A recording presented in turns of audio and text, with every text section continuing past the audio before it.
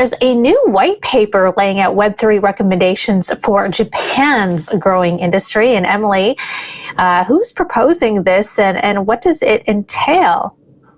Hi, Christine. So yeah, this is a very lengthy and enthusiastic white paper that was issued from the ruling Liberal Democratic Party's Web3 project team, which is sort of a small but very vocal group of kind of crypto advocates among the Japanese political class. And it's just such a notable document because it really is trying to set Japan apart as a leader in kind of cryptocurrency regulation. And so this is a very long document, but I think we just need to talk first about the tone of the document. So initially it starts out with this statement, Japan is back again. That's what it says. So I think what they're referring to is this idea that, a few years ago, Japan was poised to be at the center of the Web3 and cryptocurrency world. Then it kind of fell off the map because it was sort of traumatized by some very high profile hacks. One was Mt. Gox and the second was CoinDesk. And so Japan kind of disappeared for a while, and it was really, really strict. It was really hard to list tokens. It was really hard to do anything as an exchange. But now they're kind of back with a vengeance, and they are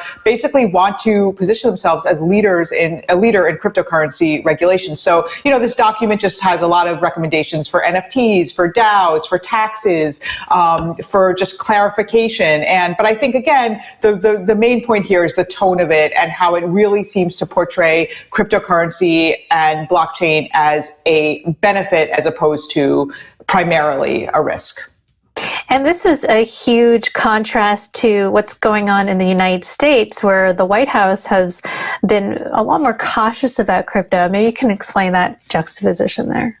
Yeah, I mean, cautious is a really diplomatic word. Our colleague Nick Day referred to it as scathing when he reported on the White House report, which I think is very accurate if you look at the White House report. I mean, this report, I really recommend everybody read it because it is indeed scathing.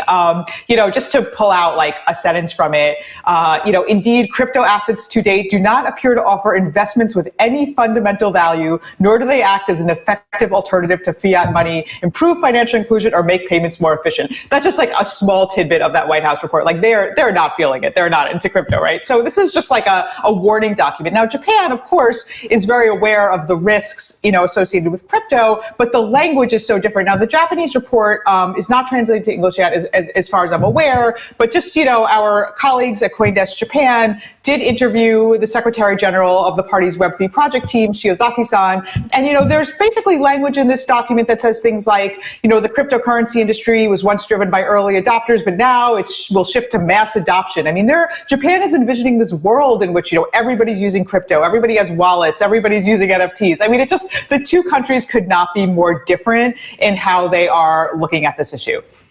What has given Japan the confidence to, become the world leader in crypto and blockchain technology, considering, they had those hacks you mentioned with Mt. Gox and everything, and we had this implosion with FTX and Terra Luna, especially that was impactful for those in South Korea.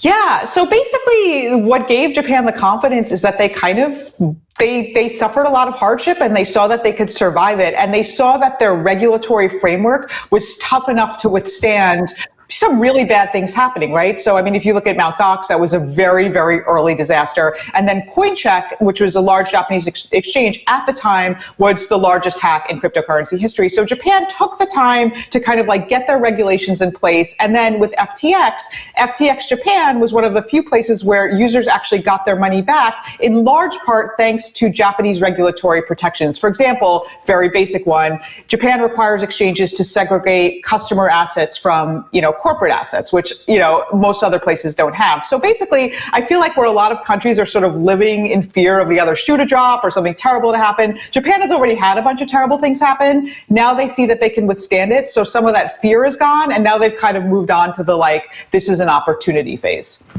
So are they confident in their regulatory structures and how do they envision themselves as a leader in the blockchain Web3 crypto space?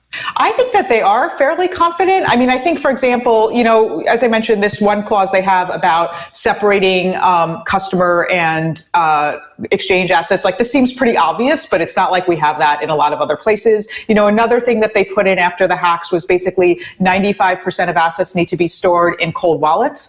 So they have like a few provisions in place. But the other thing about Japan that's really important is that it's very clear and it's very straightforward. Japan has the FSA, the Financial Services Agency. They're in charge of crypto. It's very clear. It's not like the US where there's like all these different people, all these different agencies. We don't even know what's a security and what's a commodity. Japan is just way more clear. Now, I do want to note here that there is some criticism that Japan, in fact, is too strict and that it is not easy at all to operate an exchange in Japan. And I think that's valid. But I think that, again, at least they're working on it and at least they're trying to set, a more clear regulatory framework in place.